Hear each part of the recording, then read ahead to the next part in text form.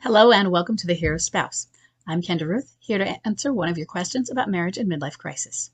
Today we have an anonymous female left behind and forward-moving spouse. Her bomb drop date is May 3rd, 2020, with a date of marriage of 1998.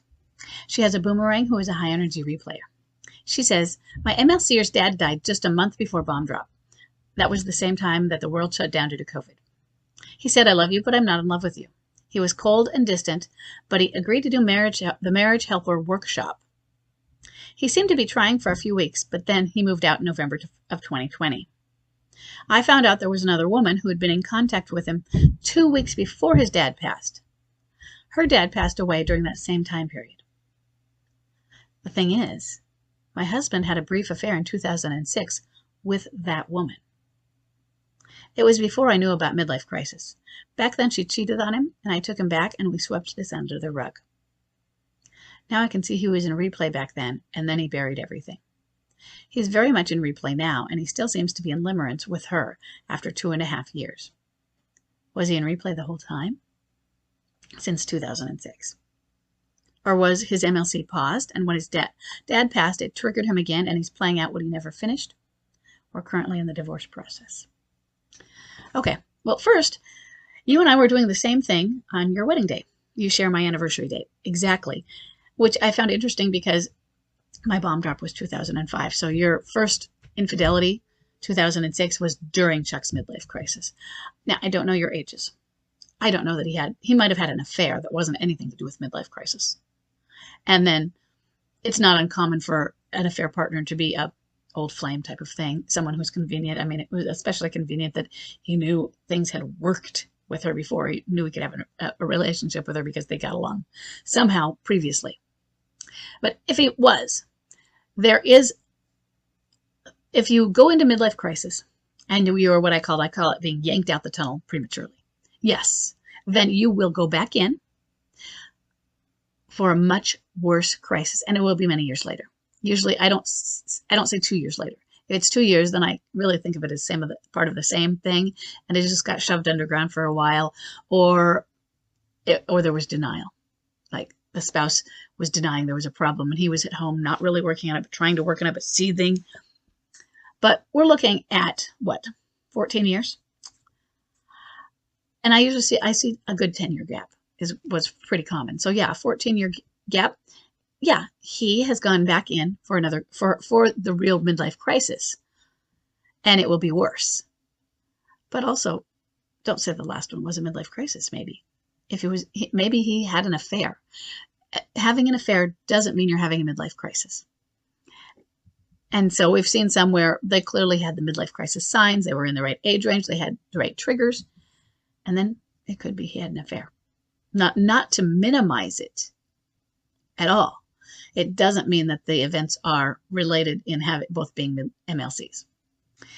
So, was he in replay the whole time? No, I would not think so. It seems like you swept it under the rug. Yes, you did that. So you didn't take the proper steps to heal from it and figure it out. But from 2006 until 2020, would you say he was in replay from his behavior? Because if he was in replay, you'd know from erratic playboy, party boy, frat boy behavior all the time, coming and going. Having affairs is a big one, but although they don't all, but that is more common. I wouldn't say he was in replay for 14 years and you just were going along with your marriage, not knowing that there was a problem. And you don't say that it was great. You don't say it was bad. He's very much in limerence with her now. Yeah.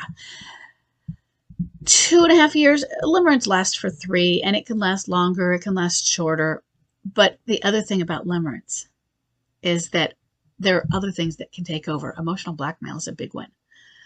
I don't know how long Chuck's limerence lasted for the alienator, but I don't think it was as long, even close to as long, as the affair lasted. I think that it was fading when I feel like it was gone. It wasn't really fully gone. I think that it was replaced very quickly by emotional blackmail. But limerence was still at play.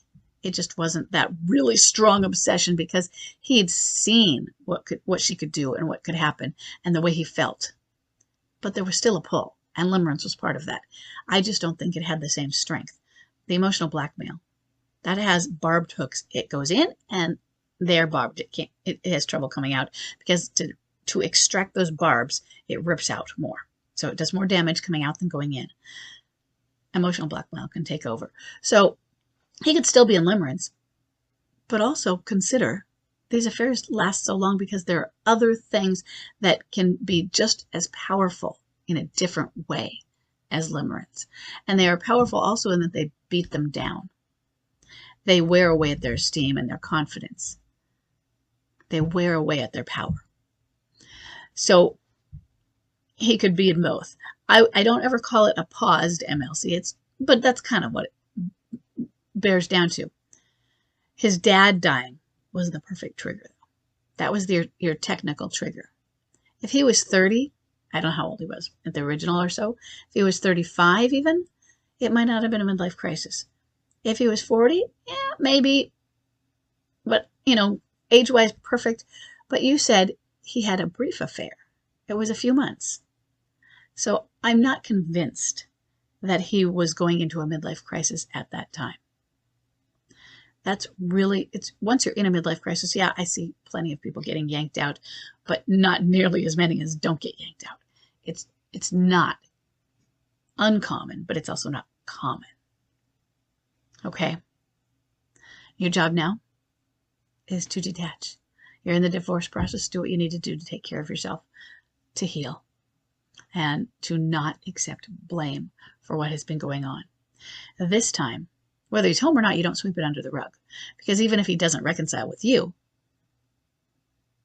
rug sweeping isn't going to help you in your next relationship either, if you just pretend all of the things that didn't go wrong. So you heal from your trauma from this. Okay? I hope this is helpful. And I'll see everybody in the next question.